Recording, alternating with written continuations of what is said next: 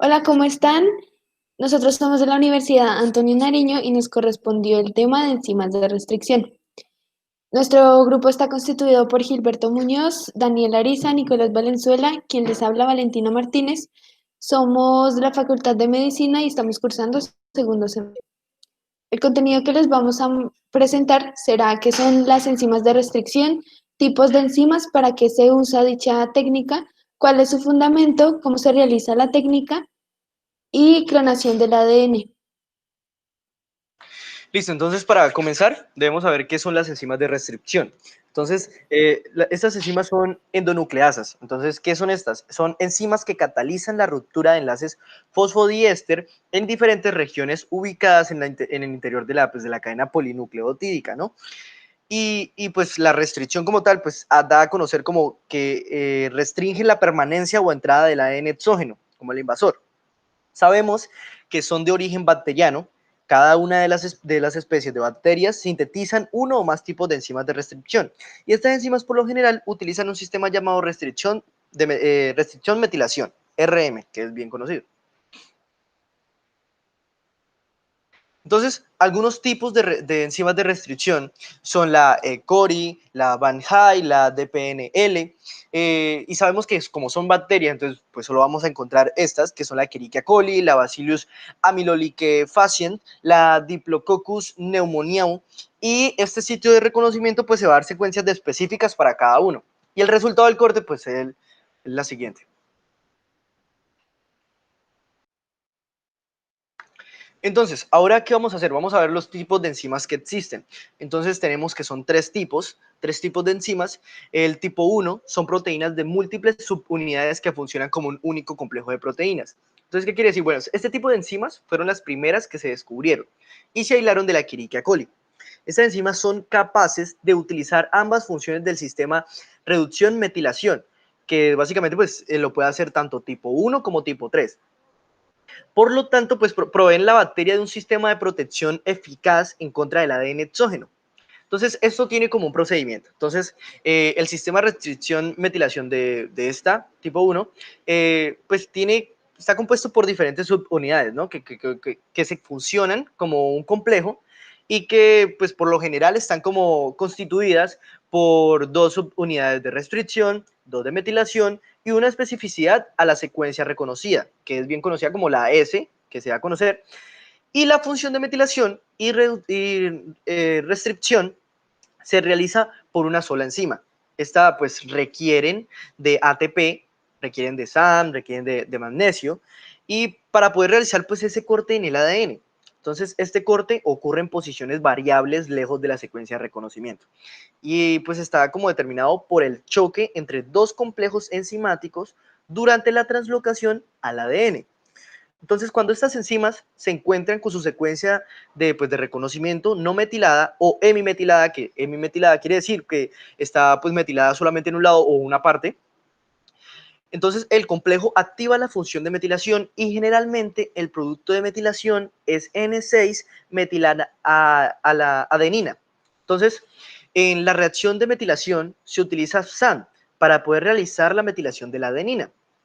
La secuencia de reconocimiento es pues, bastante corta, pues de 6 a 7 pares de bases, y está compuesta por dos regiones específicas, separadas pues, por espacios de pares de bases. La enzima se une a dos regiones, pero el corte del ADN se realiza a miles de pares de bases de distancia. Entonces, está determinado que este corte básicamente pues, es aleatorio, y por otro lado, pues la metilación ocurre en una adenina específica dentro del sitio de reconocimiento. Y eso pues sería la tipo uno. Bueno, en cuanto a la tipo 2, también conocidas como caballos de ataque, ya que estas son las que más se utilizan en las técnicas de laboratorio para el análisis del ADN. Necesitan iones de magnesio para que se puedan utilizar como cofactores. Pueden actuar como monómeros, dímeros o incluso tetrómeros. Y estas enzimas pueden reconocer partes específicas del ADN. Asimismo, se subdividen en otros tres tipos, que son las metiltransferasas, que son C5, N4 y N6. Todas estas se componen por tres subunidades que son M, R y S. Cortan y reconocen secuencias palindrómicas utilizando magnesio, manganeso y la necesidad de ATP o GTP, que es la moneda energética.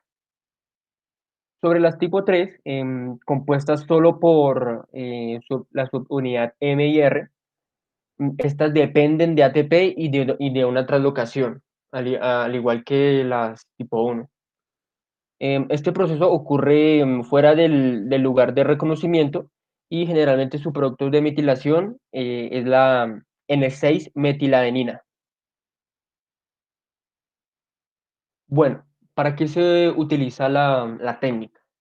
Entonces, esta técnica se basa en que la enzima metilasa agrega grupos metilo a las cadenas de ADN y las que no tengan este grupo metil, que es un CH3, mm, van a ser reconocidas como un ADN invasor, o sea, estas son las que no van a pasar.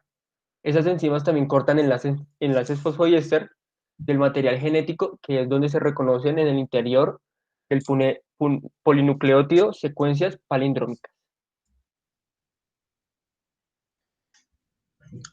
Por otra parte, cada enzima de restricción reconoce una secuencia específica de nucleótidos y tiene diferentes tipos de cortes variando la cantidad de nucleótidos por secuencia.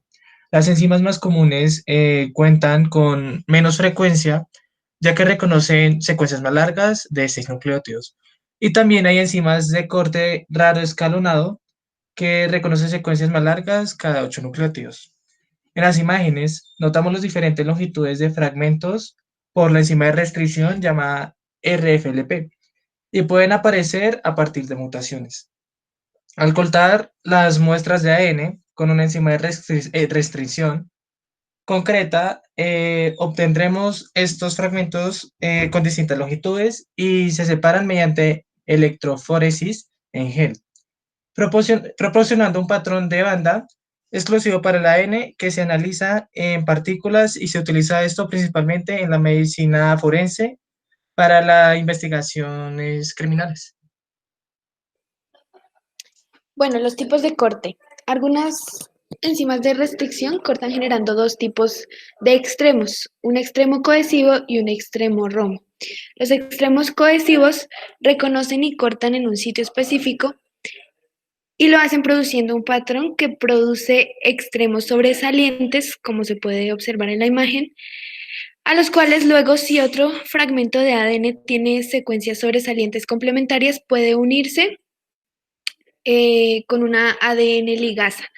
El ejemplo que vamos a tratar aquí es de la enzima de Cori, que va a reconocer una secuencia específica, la va a cortar generando los extremos cohesivos sobresalientes que luego van a poder ser complementados con otro extremo cohesivo y va a llegar la ADN ligasa para terminar de unirlos. Estos extremos son útiles en la clonación porque mantienen los fragmentos de ADN juntos para que luego la ADN ligasa los pueda unir.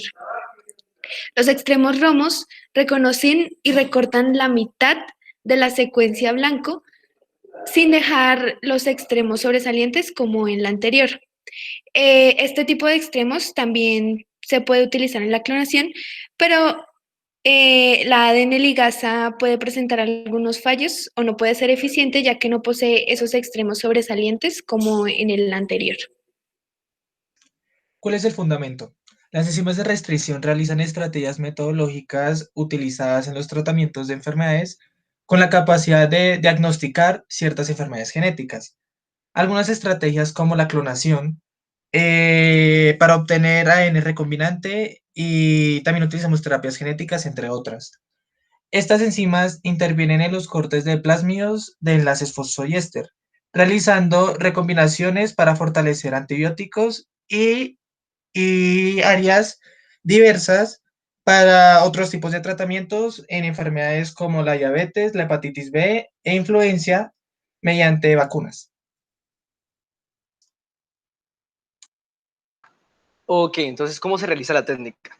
Entonces, para saber cómo se emplea, pues esta técnica es necesario realizar un experimento en el cual podremos evidenciar la acción de las enzimas de restricción, pues las cuales tienen gran efectividad en condiciones pues óptimas.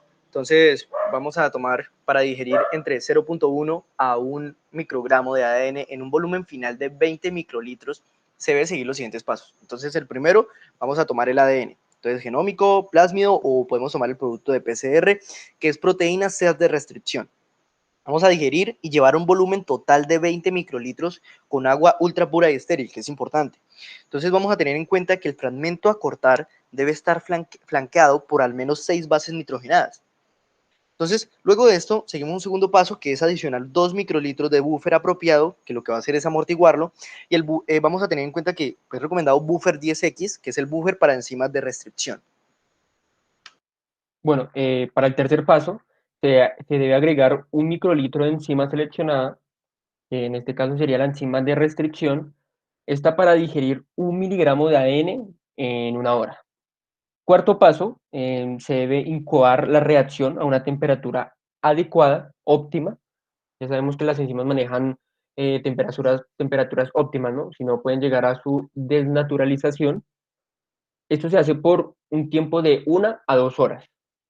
Por último, el quinto paso, la incubación se detiene cuando la temperatura alcanza de los 75 a 80 grados centígrados por 15 minutos y a este se adiciona 0,5 molar de hecta a una concentración final de 10 micromolar. Vamos a ver un ejemplo específico de enzimas de restricción, que es la clonación del ADN.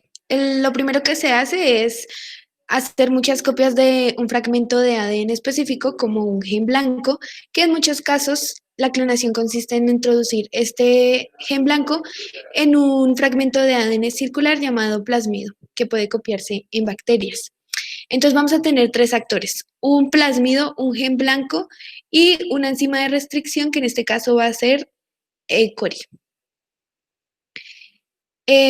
La enzima ECORI va a reconocer la secuencia específica y la va a cortar generando un extremo cohesivo para que luego se pueda unir con el plásmido y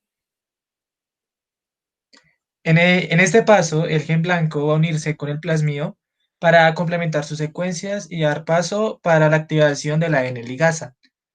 Y por último, la N-ligasa llega para unir las secuencias complementarias, rellenando espacios y generando una sola secuencia de N para así obtener un plasmído recombinante.